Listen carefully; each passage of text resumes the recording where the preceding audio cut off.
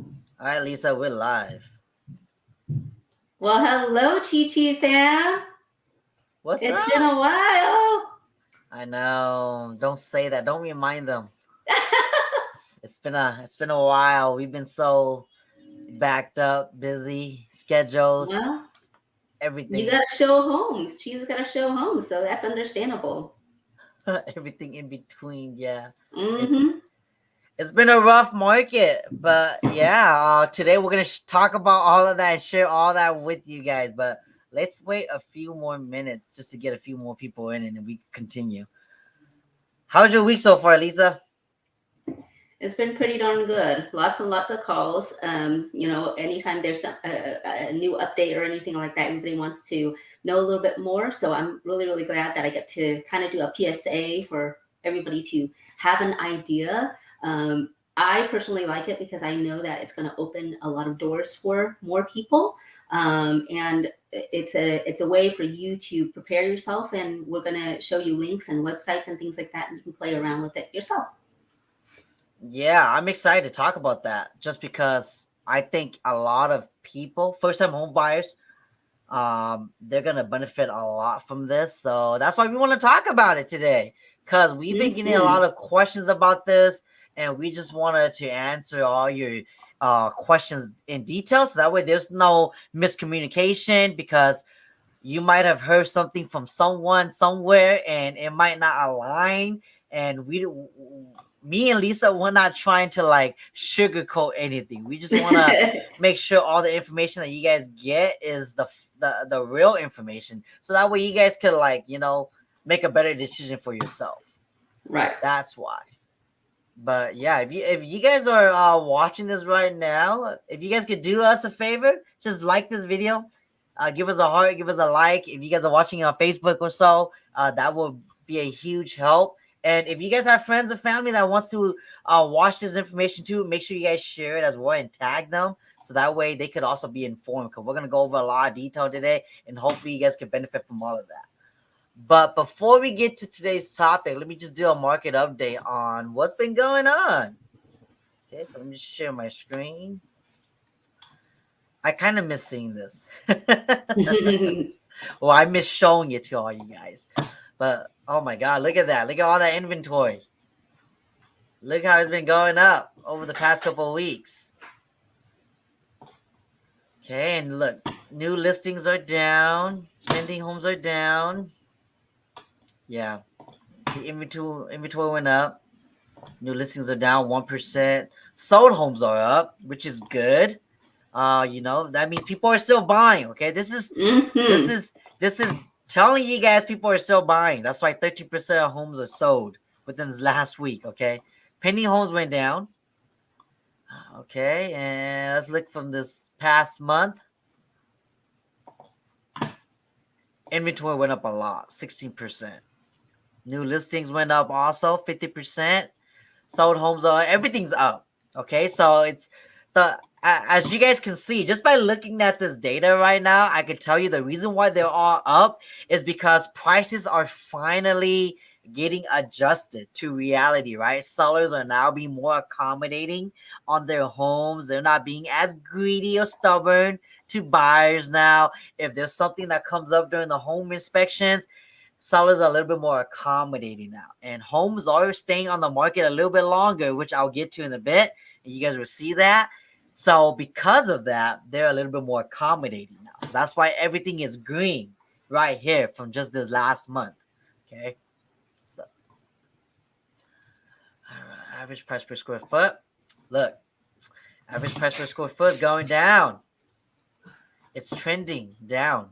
See that? It's a slow trend. From last month, it's about the same, zero point 0.3 increase, but I'd say it's still the same. But it is slowly going down. If you guys can see this, yeah, let me just go over to this tab. All right, look, days on the market slightly going up, 22 days on average now. And look, 98% of sellers are getting what they're asking for. That's if they're pricing it correctly, right? Before, look where we were at. couple of weeks ago, we were like in 104% of sellers were getting what they were asking for, but it's starting to trend down. And as you can see, homes are staying on the market longer. It's getting a little bit more normalized right now. Okay. Yeah. So that's the key word, right, Chia? It's not bad. It's normalized. It's going back to normal because remember we've been in a market where everything was a little bit overinflated for a long Mm-hmm. time. So now everything's going back to normal. Rates are going back to normal. Prices are going back to normal. So this is becoming more of a normal market. Okay. I mean, look right here. See, prices are down. Active prices are down. Sold prices are down 6% just from last week. And look, from last month, almost 8%. Sold price have gone down because Mm. everything is being finalized now. Everything's being more real now. Sellers are realizing, shoot, if they don't adjust their price accordingly to the market, and if they're not being fair about it, their home's gonna stay on the market. And if it stays on the market, that seller's paying for the mortgage, and they're probably not living there anymore. So that's what's going on right now. So the market's normalizing, which is a good thing for all the buyers that kind of missed out, right? They're now going to have a chance.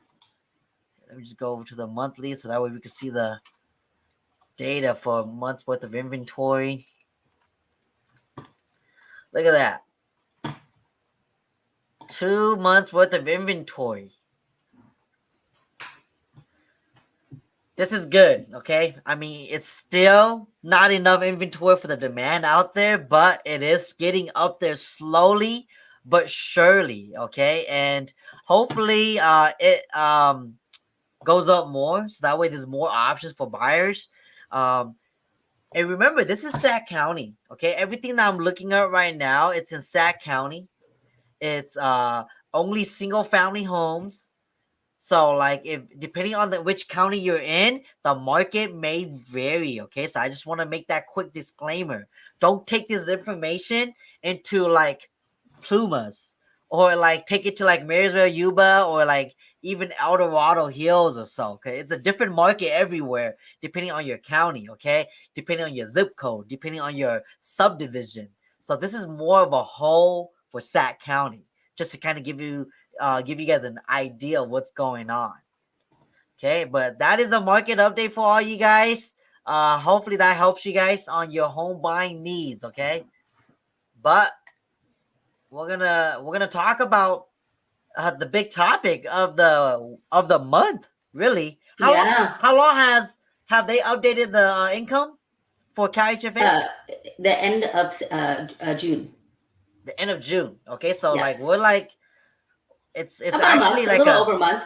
yeah, so it's like this past month, a month and a half or so. Mm-hmm. It's a big change. And if you guys don't know Mm-hmm. about it, we want to share it with all of you guys. Okay, so I'm gonna give the baton to Lisa. Hopefully she can share her screen and kind of go over this program with you guys because you guys know I'm not the lender here.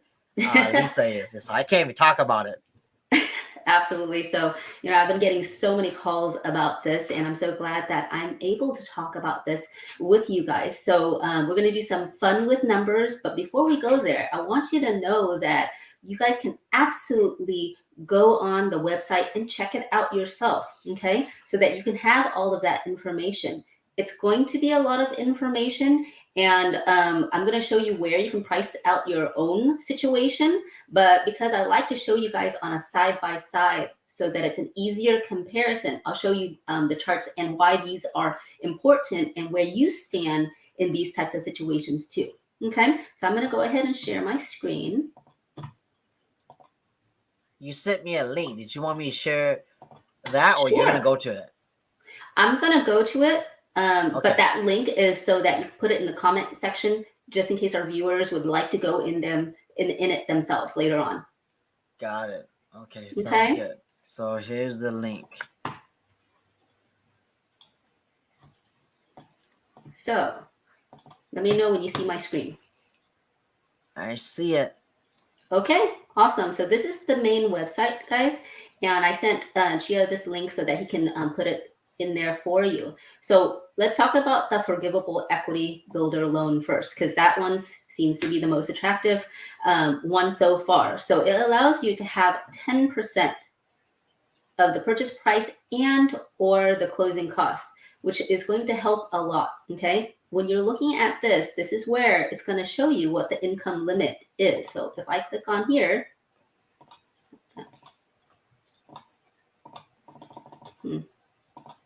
strangely, I'm not sure if it doesn't allow because I made the screen big. I'm going to try this again. So if you're looking at Sacramento County, the limit is $81,920 for this program, okay? So, And it was question: effective. Go ahead. Is that 81,000 for a single person? Household. Okay. Yes, it's a household. So if you go into this, if you're not in this area, you can definitely look at the counties and what their limits are here. Okay. So this is important to know because I want to show you guys something different. I'm going to go back. Okay. And there's several programs. If your income limit doesn't meet this criteria, you have the CalHFA FHA, Cal Plus FHA, and so on and so forth. This is the reason why this is important because the income limit is very different. The income limit for these programs, look at this, guys. Sacramento allows you to have $202,000.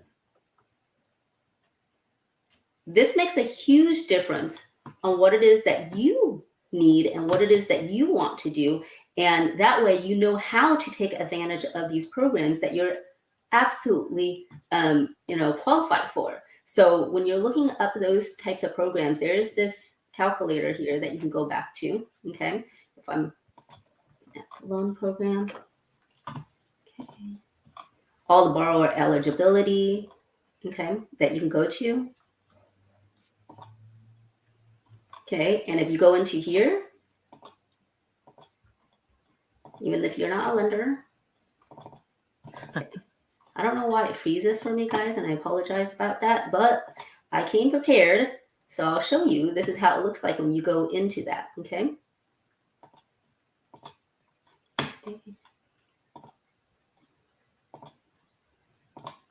Log out of this one. Hey, I see us. Yeah, I know. I have some multiple screens coming up. Okay, so here's this one, guys. Okay, so when you put in all of their information, which programs that you want and everything like that, it'll pop up a scenario for you so you can kind of have an idea. Oh, that's pretty cool. So I'm going to put this on the side. So I'm going to show you my calculation for you guys and why this makes a huge difference. So on the first one, I'm going to talk about... Can you maximize that window? Yeah. So that way, yeah, we'll zoom in. Let me know if it's big enough. Okay, guys? Zoom in a little bit more. Okay. I think that should be good. Okay. So the other cool thing that this program has, when I first did this for you guys, the typical down payment assistant only allows you to go up to 45% debt to income ratio. Now, the cool thing is if your credit score is 700 and above, CalHFA now allows you to go all the way up to 50% debt to income ratio. So that will help you with that. And this is based on if you have no other debt, no credit cards, no student loans, no cars or anything. Okay, guys? So if we're going to go on the first one, now I'm going to price it out for you, a few scenarios, just so that you have an idea of what would fit best for you. If you're going to go to a FHA loan, which if your credit score is below 700, the FHA is going to be more favorable only simply because the mortgage insurance is less. So therefore, it allows you to have a better debt to income ratio, okay? And these ratios, when you're doing a regular loan, is different for conventional and for FHA. But for the down payment assistance program, it's actually the same, okay, guys? So if you're doing this one, you can go all the way up to 425, which is a heck of a lot better than when we first started, and it was like something in the threes, right, Chia? Yep. And so they couldn't find nothing with that. Yep. And if you go into the rate sheet on CalHFA website, you'll see what the interest rates are. So if you are doing a forgivable loan, you qualify for the low income rate, and it's going to be on this side here. And if you're utilizing the other programs, this is the rate here. Okay. Now, Are the rates for these loans or this program normally higher than traditional rates? oh, for sure. Got It it. absolutely is. Now, if you're in the low income bracket, actually, it's more favorable. The rate is I more see that. favorable if you're in that. Okay. But if you're What will utilizing the standard one, it's not. what will be considered low income and standard for the, let's say, a household? So the low income, okay, I made a chart for you guys here so that we can compare Oh, side by nice. side. Look at that. Okay, it's 81,920. So if you fall into that category, you would probably want to choose the forgivable loan. Okay, and if you fall into that category, then that would be what your rate is. Mm, And if you don't fall into that category and your income is too high, or you want to utilize your co-borrower, which now exceeds the household limit, well, then you could yeah. utilize the other programs for it. The rate is not as favorable, but at the same time, at the same token, guys, okay, if you don't have the down payment to put down, don't just wait for that because the home prices is going to go up. Okay, you can always refinance later on. Okay. So I'm going to go back to this, okay? And this is the reason why I'm showing you guys a side by side. Just like a regular loan, if you do a conventional loan, once you reach 20% of equity and you've had the loan for 2 years, you can call into the lender and ask for the mortgage insurance to be removed. Now look at this, guys, okay? If you're utilizing this based on a 640 and up credit score, you have to have a 640 and above to qualify for this program, okay? With a debt to income ratio of lower than 45%. So if you're doing conventional, maximum purchase price is 405, which is not a huge difference from here, but take a look at the payments. Take a look at the mortgage insurance. It is Yeah. a pretty significant difference, okay? The cool thing is the interest rate is the same, okay? Got it. Okay, so again, we're going to go back to the interest rate here. It's the same here. So if you're doing a standard, then it's standard all the way down. But if you're doing low income, then it's, again, the same here. Okay, it's not more favorable for low income for FHA because FHA is already low. Okay, all right. So when you're looking at this, it's a 5% forgivable. Now, because FHA only requires you to put 3.5% down, if you go down here, the closing cost for a down payment assistance program is higher because you do have to pay the lender cost, and typically it's about 2% for this program. Okay, Oh, yeah, but it's not bad, guys, because think about it. If you're getting that assistance, the down payment assistance right. for 3.5%, well, guess what? You still have 6.5% because it's 10%. So Hmm. it can be divided up.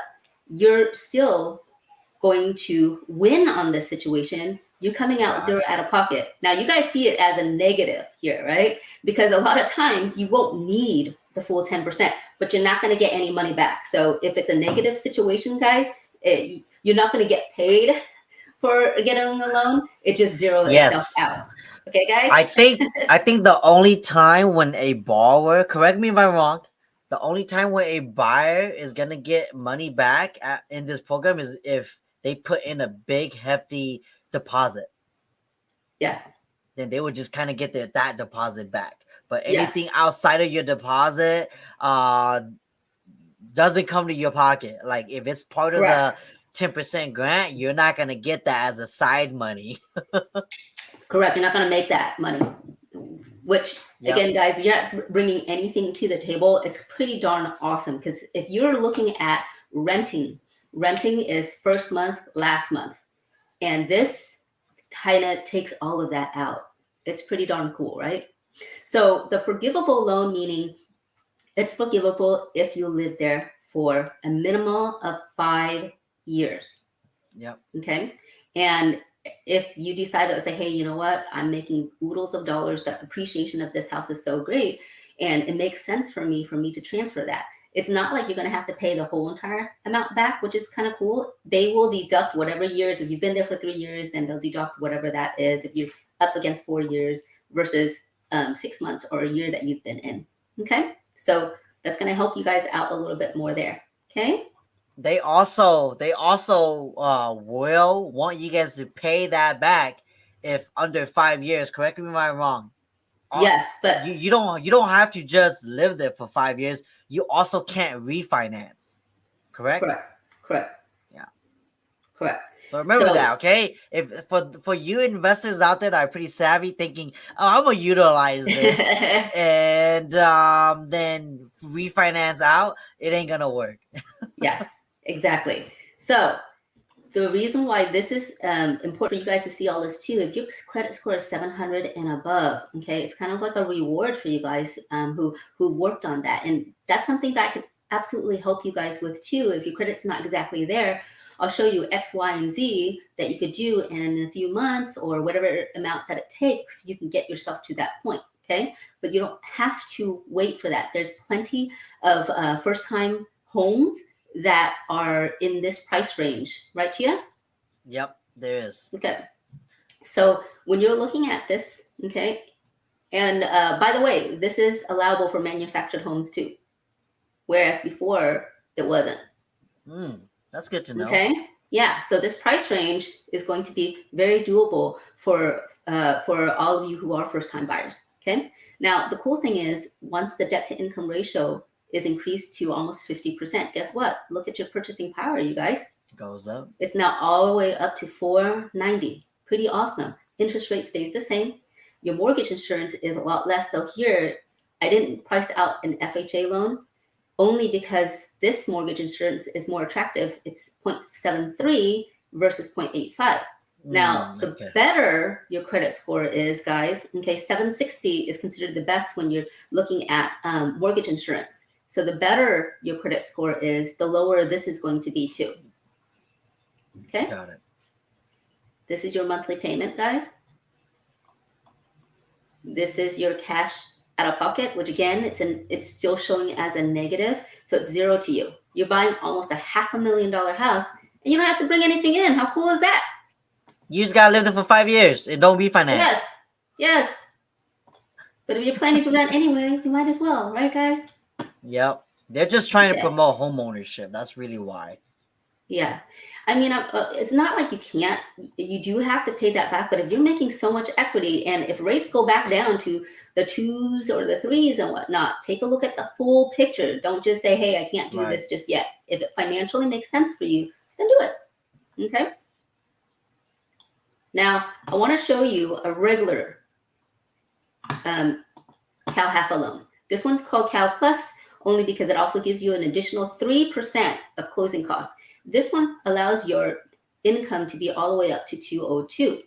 So if these categories don't fit you because you're making boku dollars, which is a wonderful thing, okay, you can still utilize down payment assistance programs.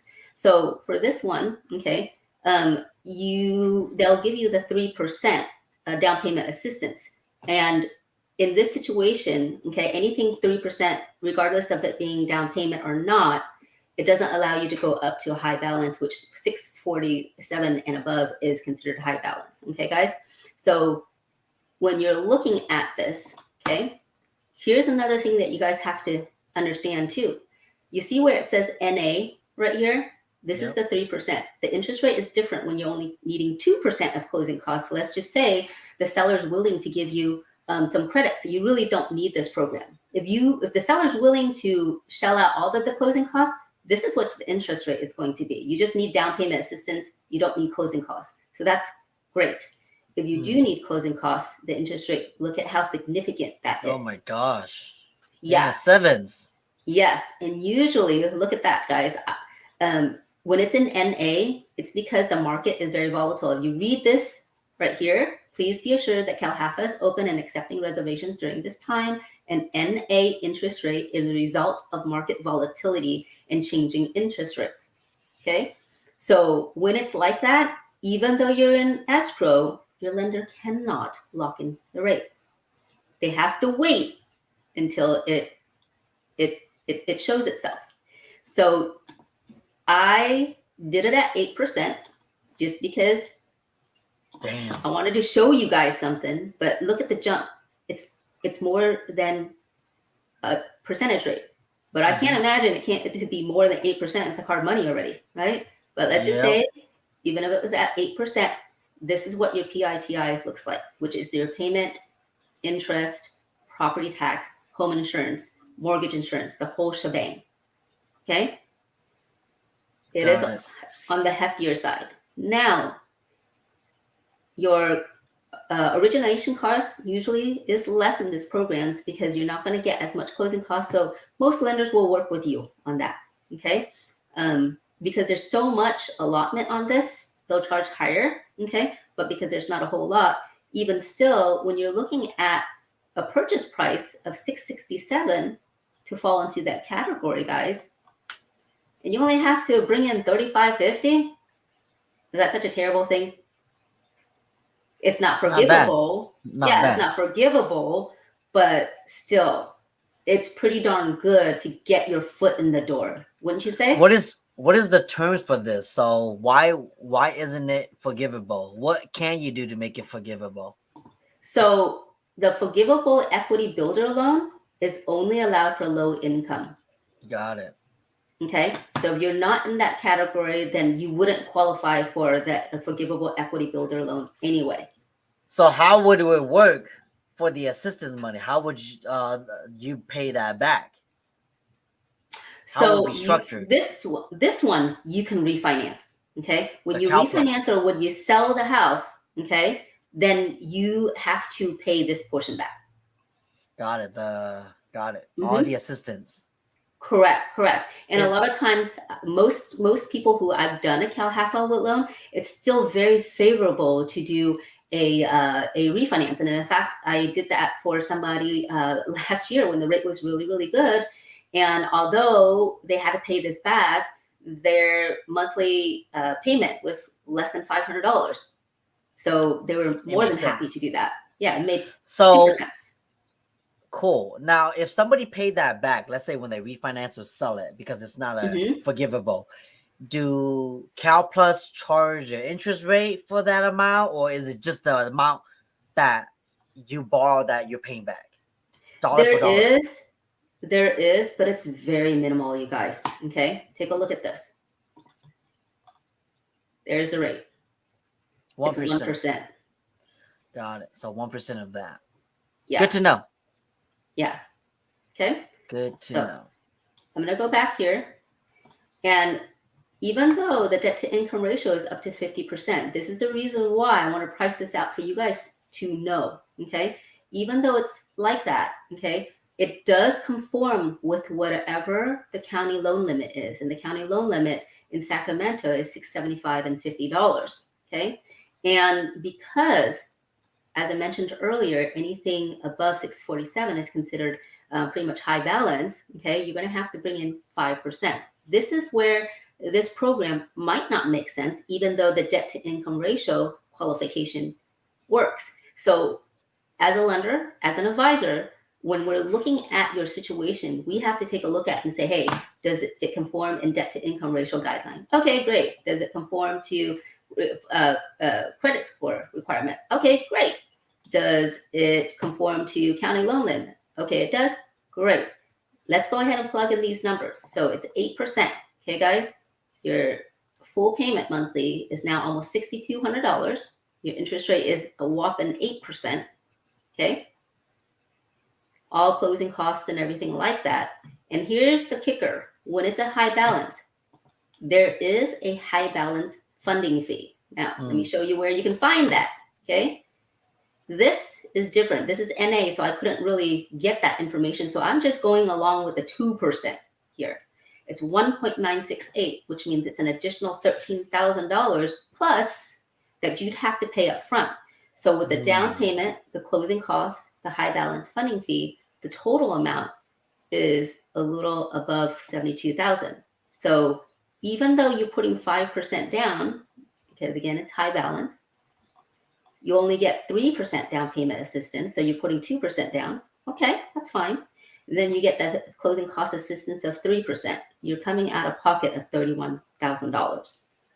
Okay. Got it. This is where you might want to reevaluate and do the math for yourself. Because if you were to do a regular conventional loan, same price, same Yeah. everything. Okay, guys, the interest rate's only 5.375 versus 8. Yep. Okay, the monthly payment is almost $1,200 of a difference. There's no origination fee here, so the closing cost is much Significant. less. So now your cost out of pocket is a little over 48,000. Okay, the difference between 48,483 and 31,096 is a little over 17,000. If you're saving this much per month in a Gosh. year, you'll be saving this much, so you'll be able to recoup that cost a little over a year, and thereafter you're saving almost $1,200 a month. Oh So man, that's pretty cool. right. So I hope that you guys enjoy that. I like to do these side by sides for you guys, so it's easier to see. Versus this one, we'd have to price every single one individually for you guys. Okay. Yeah. All Cool. right.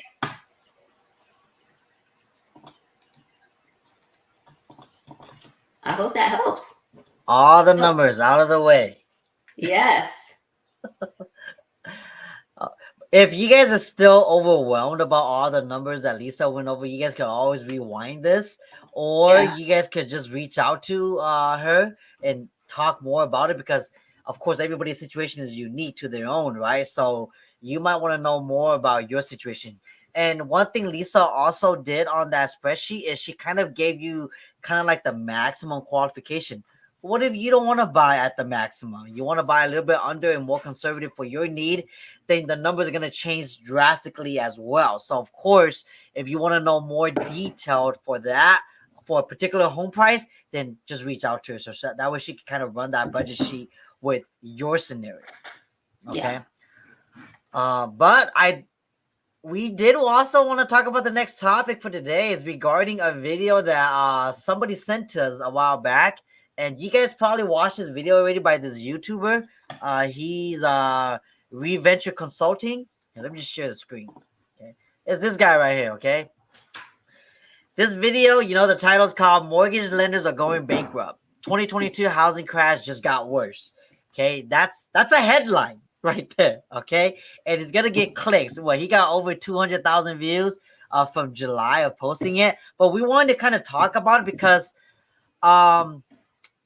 you know what? We're just gonna watch it with you guys, and then we're just kind of give our take on it, so that way you guys can kind of compare and contrast what the difference is and what our take is. Okay. Hopefully you guys can hear it.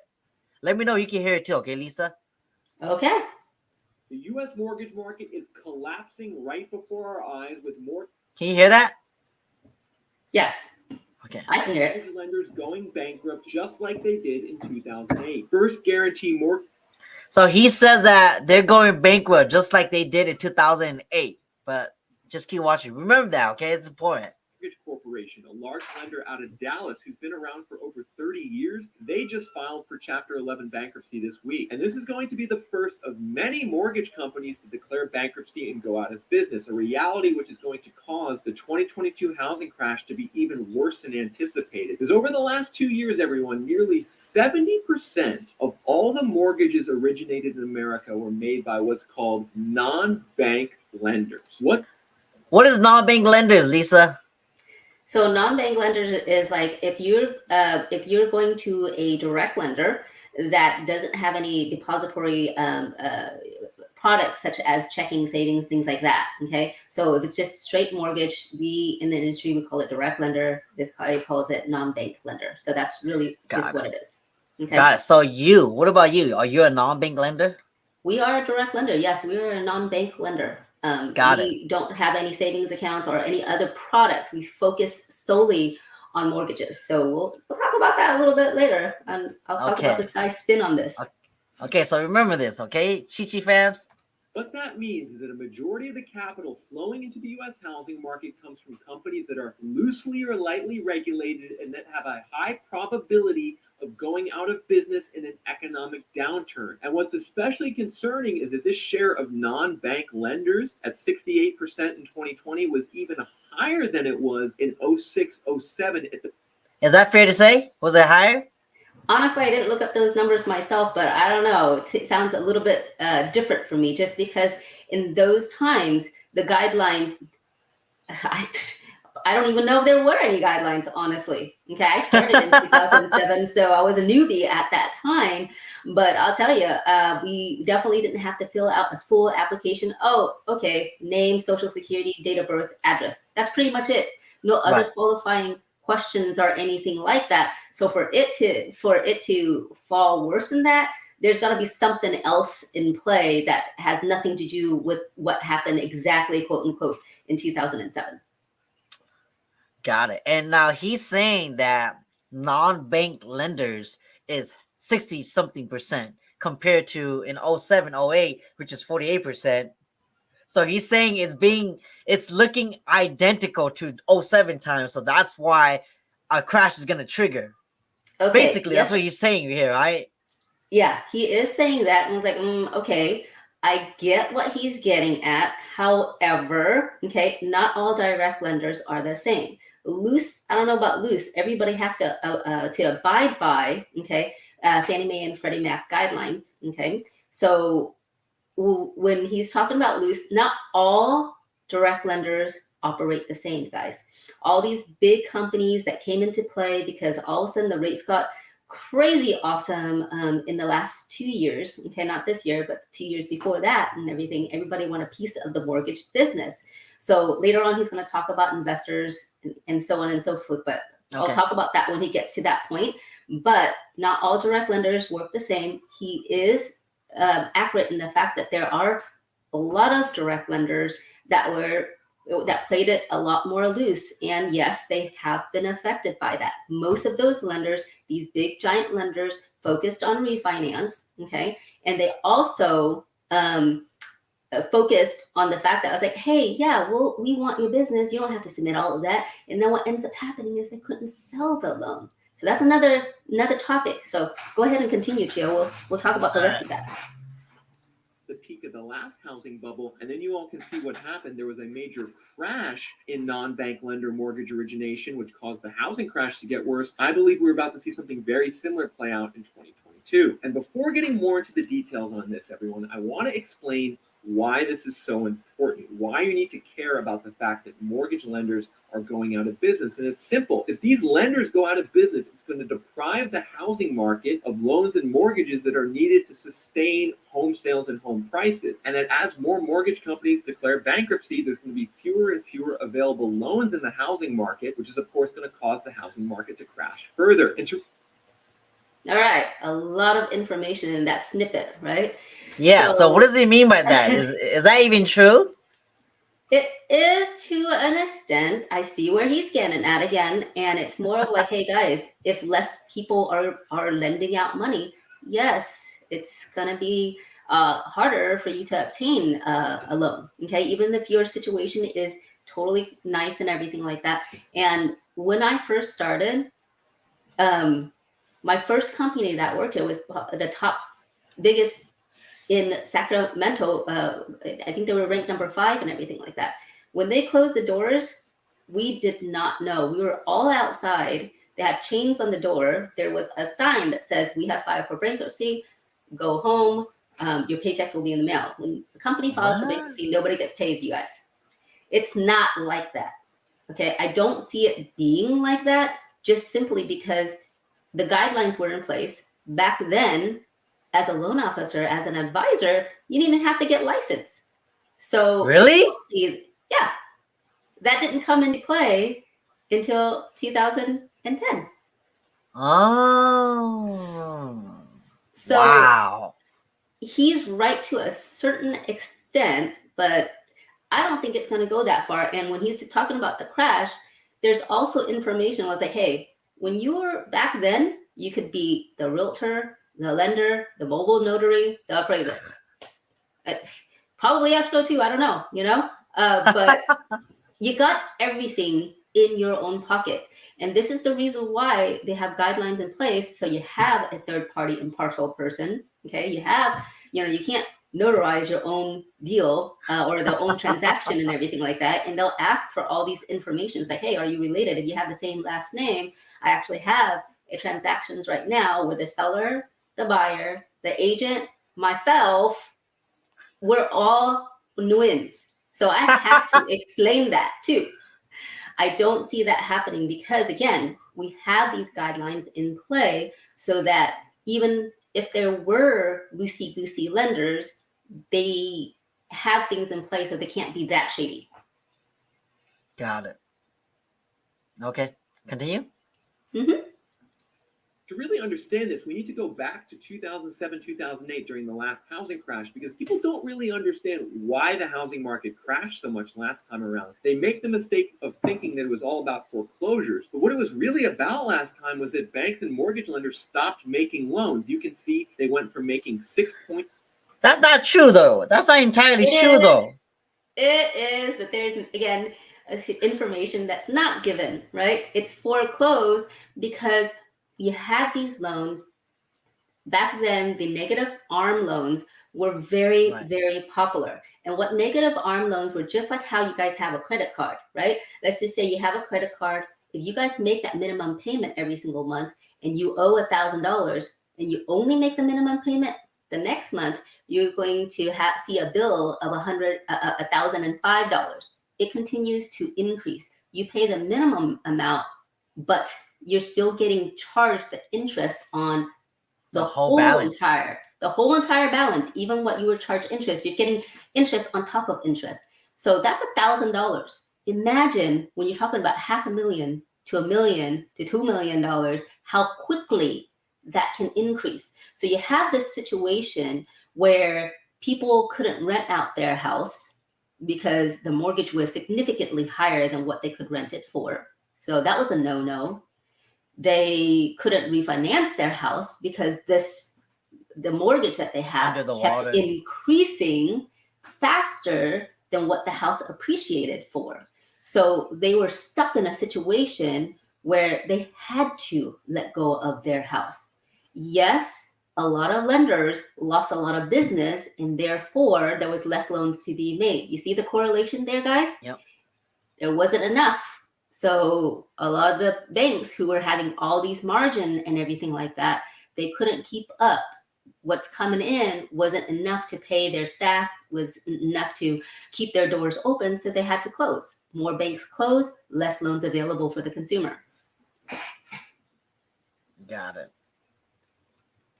0.5 million home purchase loans in the middle of 06 down to 2.5 million in 2011. And so if you were a home buyer back in 2010 and 2011, and you tried to go buy a home and get a mortgage to do it, there's a good chance that you would get rejected or that there wouldn't be a lender around to give you that mortgage. Is that true?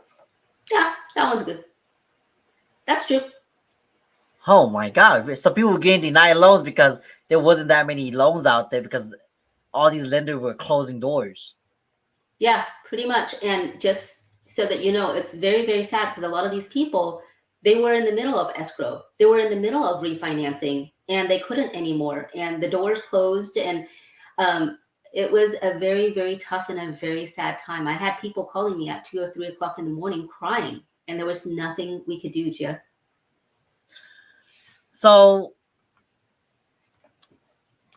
I remember you mentioning a few weeks back about regarding how like banks have kind of like a credit limit, and Yes. they buy loans, and then they get loans from the feds at a Yes. certain rate, and then they sell it, right, to make Yes. money.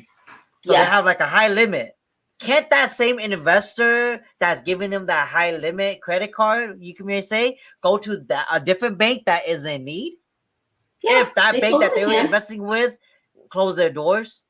They totally can, but it's a risk factor for them too, right?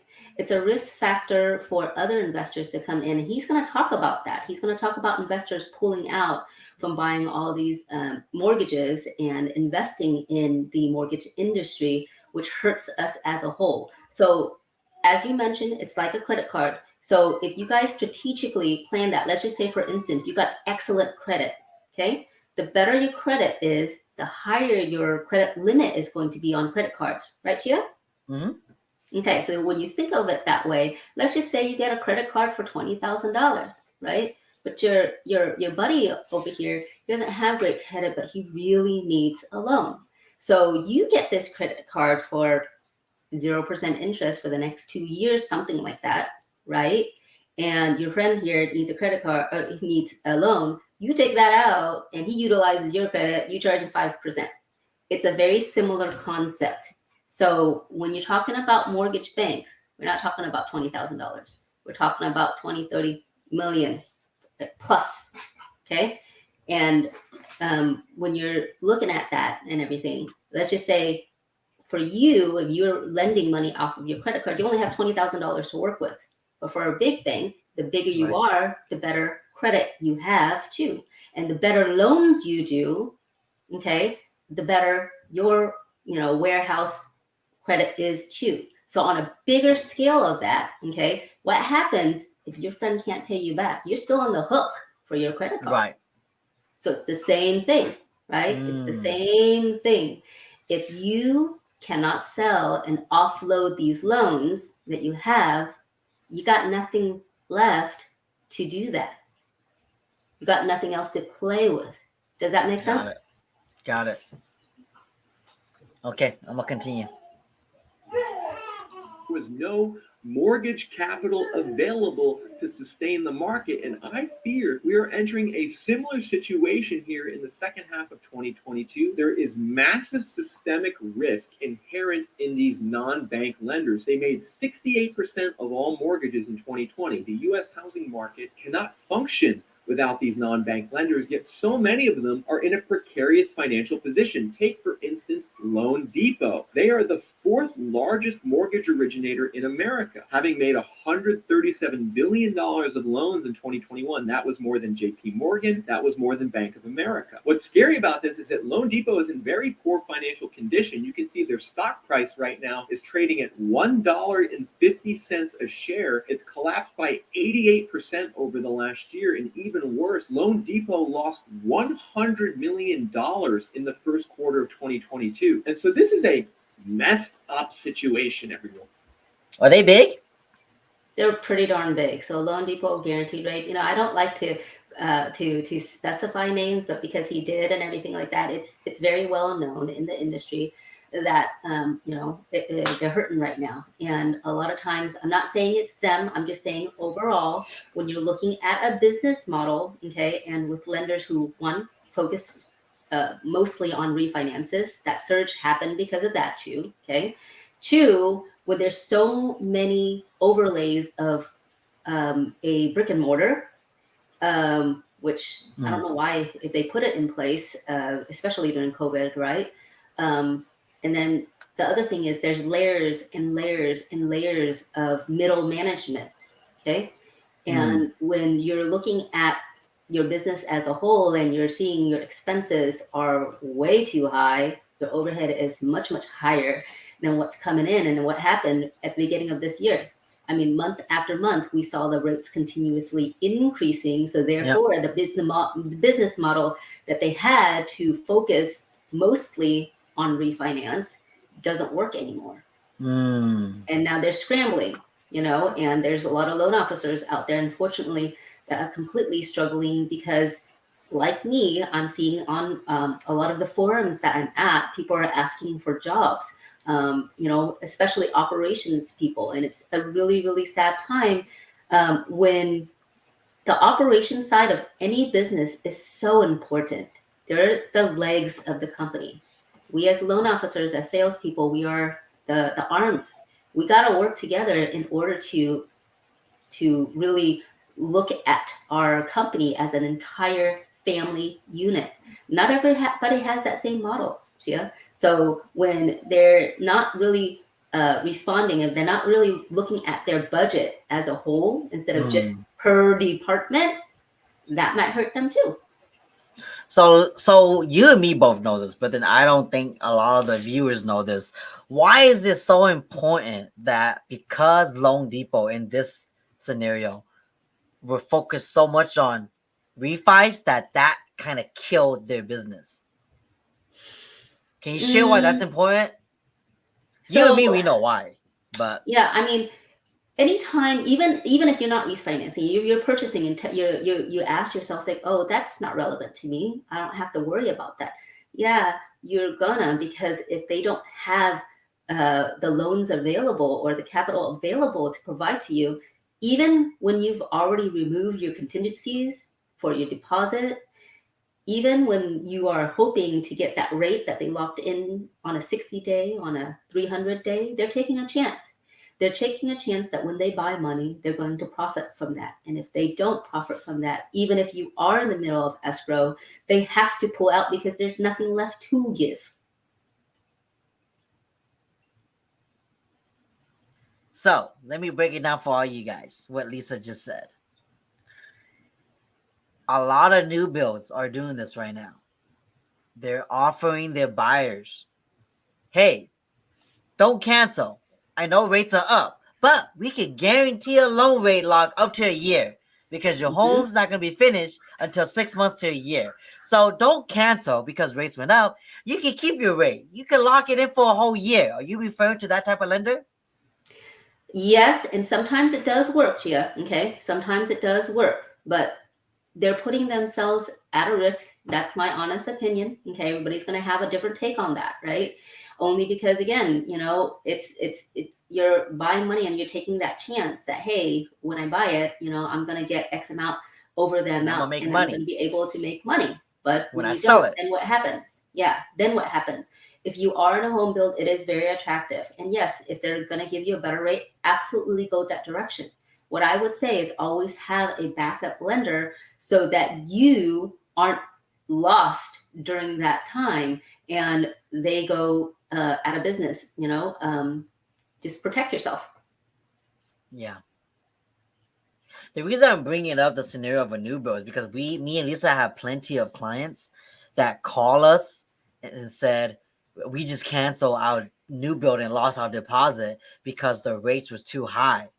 Mm-hmm. Rates jumped and there's delays in our homes. They're promising us it's going to be ready in October, but now they just gave us an update that it won't be ready till 2023. Mm-hmm. Things like that. So that's why I'm bringing that up. And of course, this could happen to anybody that's buying a home, depending on who their lender is. You know. Yep. So, okay, I'm gonna continue on with the video. Okay.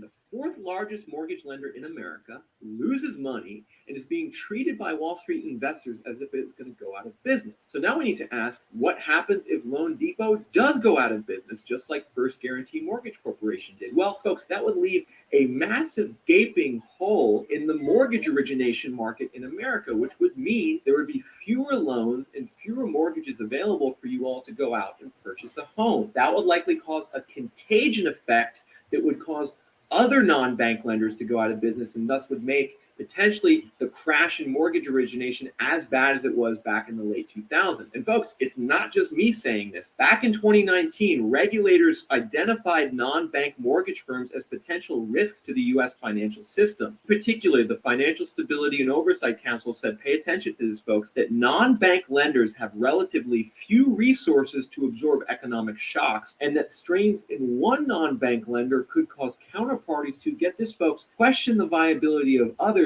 aka a contagion effect. Meanwhile, another report from 2020 said this. Okay, so guys, not every direct lender works the same. If there's a lot of overhead and there's not enough margin to cushion for that, then yes, that is the case. He is generalizing that it's all going to be like that. It's not, guys. As long as you know, hey, you were explained correctly all of the options that you have a plan B in the event that it doesn't go that south or anything like that, okay, then you're gonna be okay. Direct lenders have been around, and a lot of them also survived during 2007 to 2012 too. Okay, so I like how he's generalizing everything and over exaggerating everything, because he's bringing up the idea that when the market crashes, if it crashes, non-bank lenders are all going out of business, or them going out of business is going to be the cause of the market crash, right? That's going to make it worse.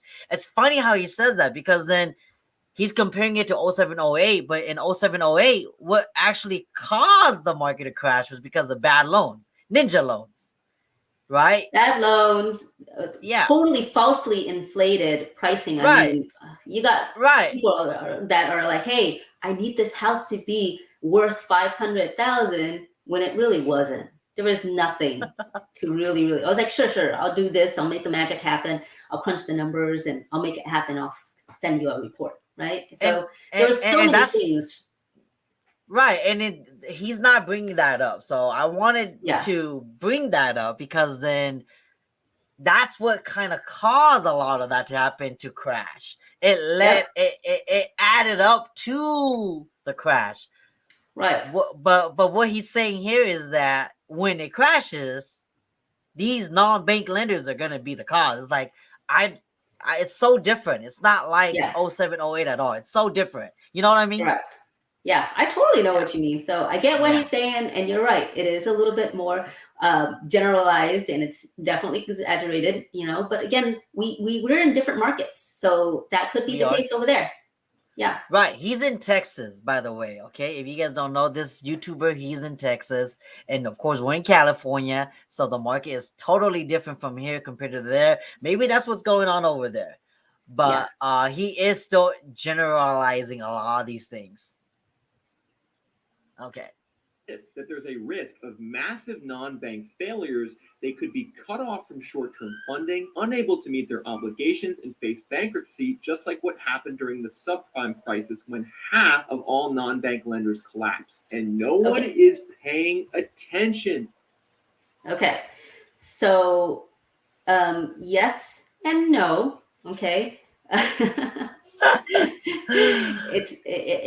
again, it goes back to the whole margin thing, guys. Okay, the way that business is operated, that makes a huge difference. Okay, not everything is going to be black and white like that, so take it with a grain of salt. To this risk right now, there's this delusion currently in the housing market that somehow, because there's not as many bad subprime loans being made this time compared to 08, that the mortgage market is healthy and that we're not going to see a housing crash. Folks, that is so wrong. There is even more risk today than there was 15 years ago in terms of banks and their ability to fund loans into the housing market. And the reason that there's a greater risk has everything to do with the Federal Reserve. Starting in 2008, during the last crash, the Fed started buying mortgages. They started buying in 08, and by the beginning of this year, they owned $2.7 trillion in mortgages and mortgage-backed securities. That's 25% of the entire mortgage market that the Fed owns, which has basically been a subsidy to the mortgage market. It's pushed mortgage and interest rates down. It's made banks more willing to lend. But the problem today is that the Fed is no longer buying these mortgages, and now they're actually going to wind down their mortgage portfolio and could even sell some of these mortgages into the market. And this lack of Fed support in the mortgage market is one of the reasons mortgage rates are spiking so much, and one of the reasons why First Guarantee Mortgage Corporation, the mortgage lender out of Dallas, went bankrupt. Their management concluded they could no longer continue operation without a significant injection of new liquidity. However, despite their best efforts, they were unable to obtain additional equity capital or financing. And folks, that's a big statement right there, that when First Guarantee Mortgage Corporation went to raise more money to help them continue operations, they weren't able to do it, which suggests that this is not an isolated problem and that other non-bank lenders will be declaring bankruptcy in the coming months. Now, what's crazy is that these issues in the mortgage market are happening just as Wall Street real estate investors are starting to sell out of the housing market, because Starwood Capital, one of the largest single-family homeowners in America, is looking to unload a portion of their portfolio for $1 billion.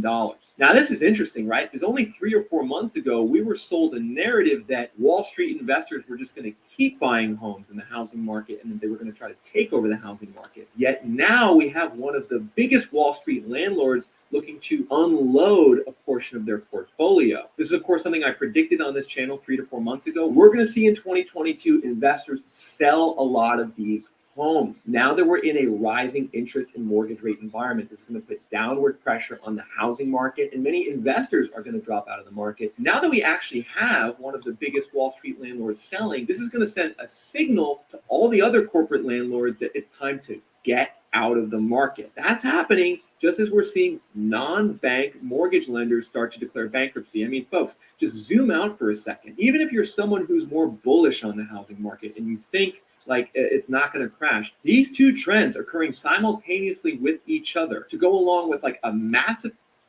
I want to say something about that. Go ahead. I think the reason why these big hedge fund companies are selling is because, first off, they bought bad, right? They did not buy at a discount. They bought at market value, and every investor that holds properties to rent, they always do it for what? For cash flow. They're not gambling on the market always appreciating, right? So yeah, I'm gonna buy high today, but in a month I'm gonna be way above value. They were doing a Zillow move, right? And so that's why they're offloading. So I feel that is why these hedge fund companies are offloading the inventory.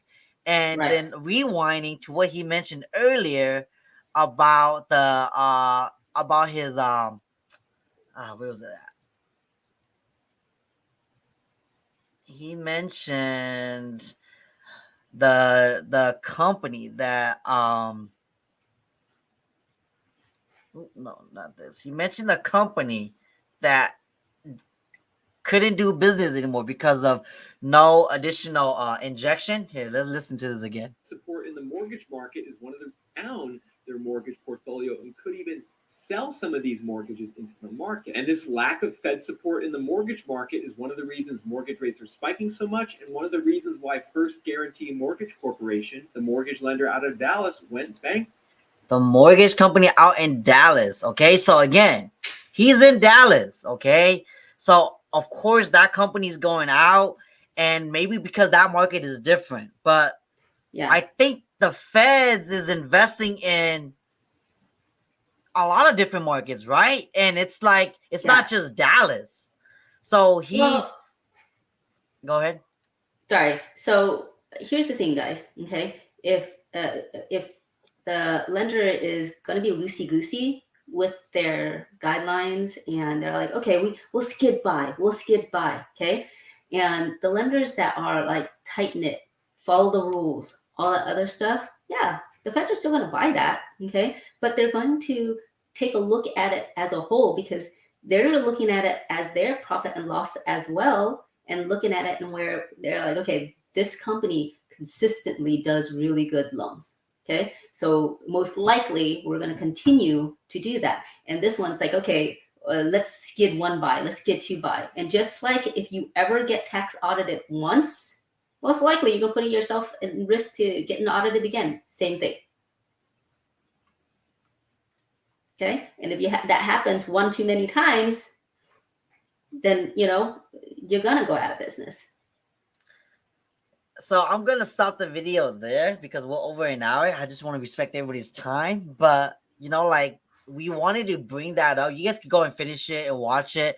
Sorry we couldn't finish, but really going back to what me and Lisa says, even the videos we make today doing market updates for you guys and the numbers and all that, we say there's a lot as a disclaimer. Okay, we're doing it based off of Sac County, so don't listen to what we're giving you today and go into Dallas and be like, oh yeah, Chia and Lisa said this.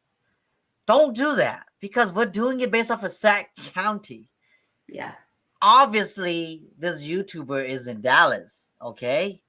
And so he's doing it based off of that. So you guys got to also look at that information and compare it with yours. It might be aligned in some occasions, some topics that he's brought up, but not the whole complete picture. Okay, so you guys always got to consult a local expert in your area and then kind of go from there on what they think it's going to happen in their market or your market. Your local market is always going to be different. Yeah. Can that be That's fair? true. Yeah, absolutely. So that's really why we wanted to kind of react to that video, because this video got sent to us and we're like, hey, you know what? If he's asking it, maybe other people are wondering this. So let's just answer it live for all you guys. Yeah. So hopefully you guys kind of understood our take on what's going on in Sac County in California here. And then if you guys are watching from California, then you guys are a little bit more informed about what's going on. Okay. And then with that, we're just gonna close out. It was good to see all you guys. We'll see you Yeah. guys again next time. If you guys have any questions for me or Lisa, reach out to us. Our contact information is below this description. Or you guys could always just message us on our social media accounts, which is where you're watching this from. Okay. But with that being said, we're gonna close out. Thank you guys so much. Take care and have a good Have a good weekend. Be weekend. safe.